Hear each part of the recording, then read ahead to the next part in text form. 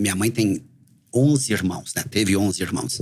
Então, a família é imensa. Eu lembro quando eu levei hoje a minha esposa, na época namorada, 40 anos atrás, e levei ela para conhecer, né, um pouco. Chegamos lá numa festa de casamento, né, aquele salão paroquial das igrejas, né, que é bem coisa do interior.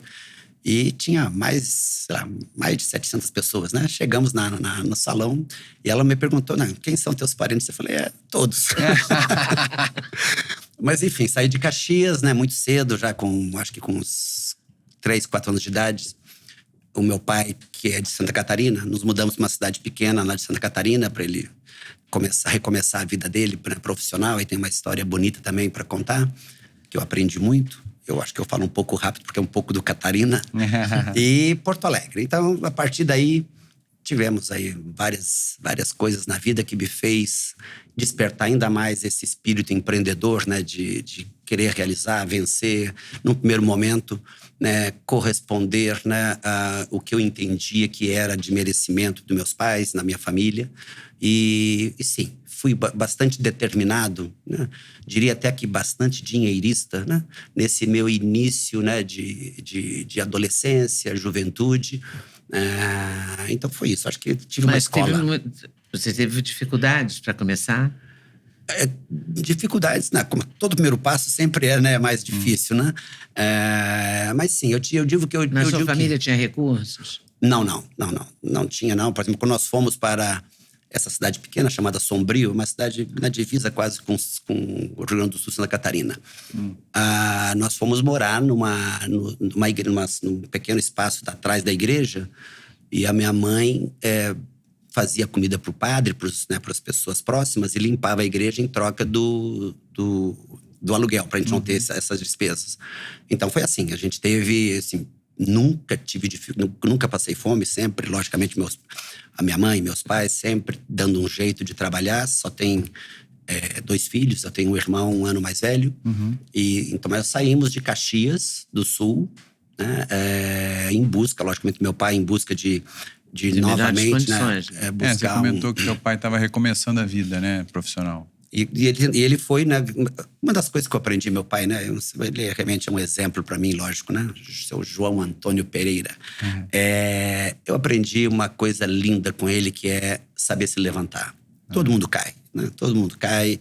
E o meu pai, o que eu percebi nele, de tantas iniciativas que ele teve, né, sempre no intuito de empreender, ele levou muitos tombos, muitos. Não foi em Caxias, né, por isso que saiu de lá, porque não estava dando resultado financeiro.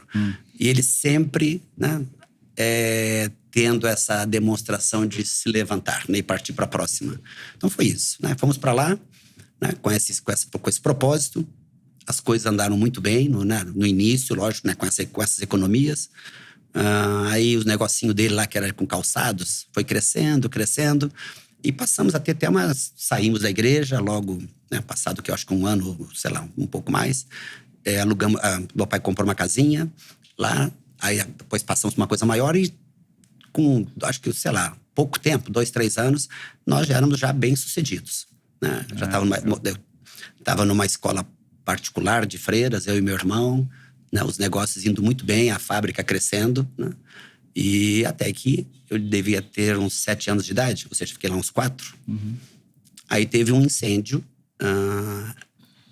o livro que fala um pouco disso, né? Teve um incêndio e destruiu tudo. Tava indo tão bem que meu pai comprou uma outra área para aumentar a fábrica. E aí, talvez seja esse um dos motivos, ele, numa semana, para poder preparar o novo local, acomodou todo o estoque, todo o maquinário num único lugar para poder preparar o outro. E esse lugar era a primeira fábrica na beira de um rio. E na madrugada pegou fogo em tudo, não tinha cidade pequena, não tinha corpo de bombeiros. E aí foi uma das primeiras coisas que eu, hoje, né, quando olho para trás, e tenho assim como uma coisa de memória, né, muito bonita, em que eu era pequeno, né, eu e meu irmão, dentro do carro, que nos acordaram na madrugada. O meu pai e minha mãe, então, né, lógico, saíram para não nos deixar sozinhos. O meu irmão e eu éramos pequenos, né? Então a gente foi junto no carro, ficamos no banco de trás e paramos na frente vendo já, né, enfim, o fogo consumindo toda a fábrica. Imagina a fábrica de calçados, Nossa, é tudo produto deve ser um de impacto cola, incrível. cheio de coisa inflamável. Exatamente, tudo inflamável. Mas o que me chamou a atenção, né, depois, logicamente, de todo o impacto, assim, a gente perdeu tudo, né? Não tinha seguro, enfim, nada.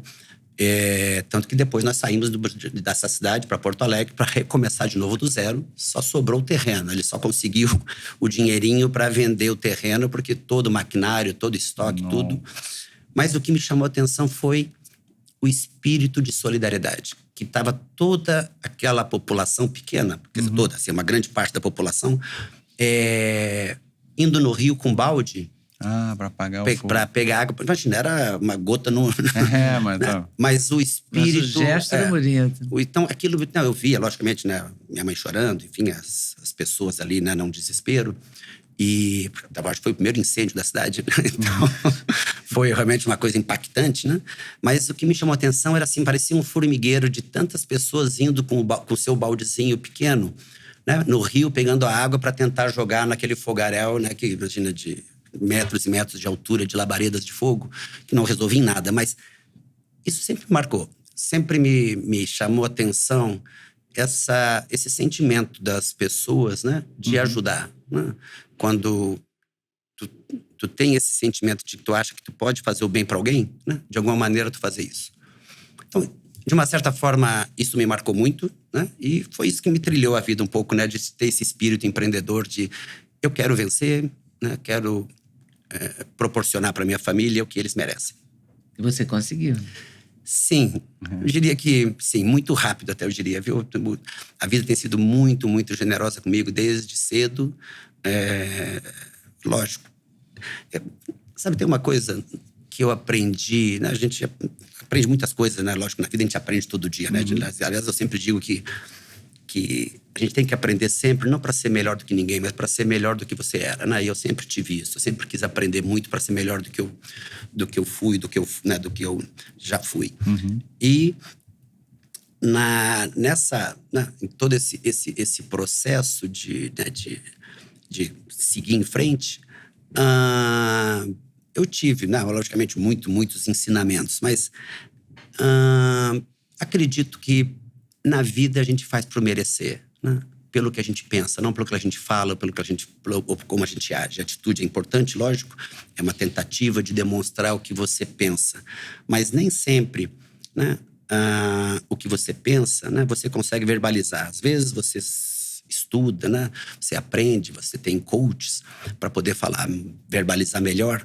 Mas eu tenho a convicção que a tua ligação com o universo, quando eu falo universo divino, é pelo que você pensa. Então, a maneira como você tem direcionado a tua mente, né, com a verdade, isso te faz, né, ter, né, um caminho, ter a conexão, né, com a tua crença e a força da mente, né, mas não a força da mente pelo fato de você querer que a mente vá para olhar para esse aspecto.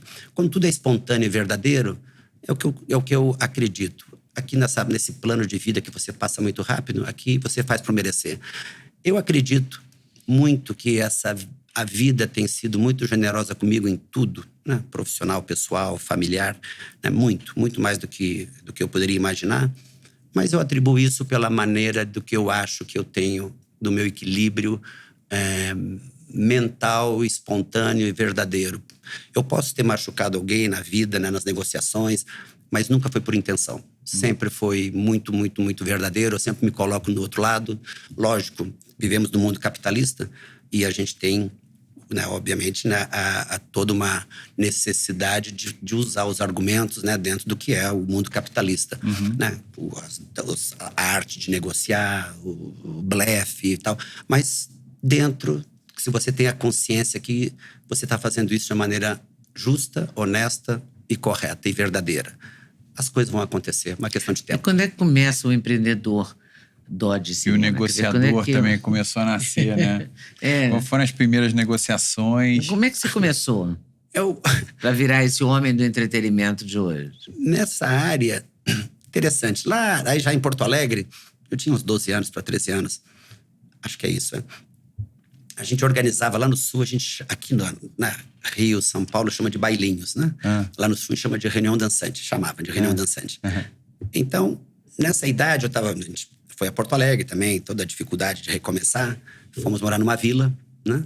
E vila de, enfim, legal, tal, tinha as classe média, baixa, talvez. Então tinha as garagens, né? Os seus carrinhos. E aí eu comecei a organizar, junto com os amigos, as reuniões dançantes, que era pegar um sábado, botar a vitrola, a música e fazer, convidar os amiguinhos, as amiguinhas. Só que na época tinha, então, que agradar as meninas. A gente levava lá refrigerantes, né? Os salgadinhos. E dividia lá com a nossa turminha, era 10, 15. E aí, gostou desse corte? Gostei muito, mas eu acho que vocês devem assistir a entrevista completa, que está no YouTube, Leda Nagli, esperando por você. Essa série Os Nagli, O Encontro de Gerações, está imperdível. Vale a pena conferir, hein? Com certeza. Se Deus quiser.